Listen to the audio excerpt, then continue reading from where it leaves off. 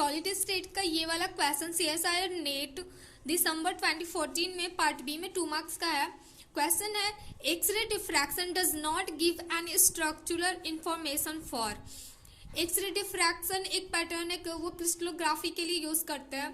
तो इसमें पूछा गया, ए ऑप्शन है मेटलिक सॉलिड्स, बी है आयोनिक सॉलिड्स, सी मॉलिक्यूलर सॉलिड्स और डी एमोर्फस सॉलिड।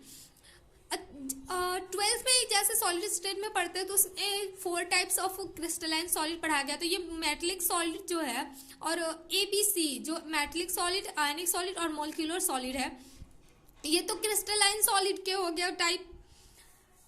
और ये एमोर्फस सॉलिड, सॉलिड 2 तरह के पढ़े जाते थे उसमें, एक तो क्रिस्टलाइन होता था और दूसरा एमोर्फस होता था। फिर फर्दर हम डिवाइड क्रिस्टलाइन सॉलिड को उसके एटम के बीच जो फोर्स ऑफ अट्रैक्शन थे उनके नेचर के बेस पर 4 टाइप्स में इसको क्लासिफाई कर दिया गया है। तो देखो इसका आंसर तो वैसे हमें मिल चुका है कि डी होता है, पर ये जान लेते हैं कि क्यों हो गया इसका आंसर डी ही क्यों आया। तो देखो ये तो हो गया ना कि x ray diffraction gives structural information for crystalline solid, ठीक है। Option A, B and C are types of crystalline solid, जो अभी मैं बताई वही लैंग्वेज फॉर्म है इसका।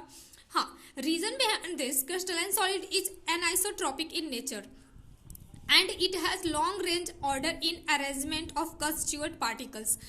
ये लॉन्ग रेंज ऑर्डर ये हो गया कि जो क्रिस्टलाइन सॉलिड के पार्टिकल्स होते हैं ना, वो एक ही डायरेक्शन में, मतलब जिस भी डायरेक्शन में आप जाएंगे तो उनका ऑर्डर जो होता है ना लगभग सेम होता है। अगर इधर को गए लॉन्ग रेंज का मतलब है कि उनके जो पार्टिकल होते हैं उनका अरेंजमेंट उस क्रिस्टल में काफ़ी हद तक, या कह लें कि ओवरऑल एक ही पैटर्न में वो अरेंज होते हैं। लेकिन जैसे अमॉर्फस सॉलिड का देखेंगे हम, तो वो उनका ना, यदि आप एक डायरेक्शन में गए तो उनका पैटर्न कुछ अलग दिखता है, दूसरे डायरेक्शन में गए तो फिर उनका पैटर्न कुछ और ही दिखता है। तो ये शॉर्ट रेंज ऑर्डर होता है। यदि अरेंजमेंट को ये फॉलो भी करते हैं ना कि एक ही पैटर्न में रहे, तो भी इनका डिफरेंट कुछ दूर के लिए होता है, मतलब 2-4 पार्टिकल जो होते हैं वो पैटर्न को फॉलो करें, लेकिन फिर भी ज़्यादा उसमें क्या होता है कि अगर जैसे देखो एटम्स के ये पार्टिकल मान लेते हैं, इसके बीच ना फिर ये इधर देखेंगे तो ये एटम कहीं इधर अरेंज है, दूसरा वाला एटम कहीं इधर है, कहीं इधर है, इसमें एक अरेंजमेंट ही नहीं होता है। तो इसको बोलते हैं कि ये आइसोट्रॉपिक होता है और ये शॉर्ट रेंज ऑर्डर होता है।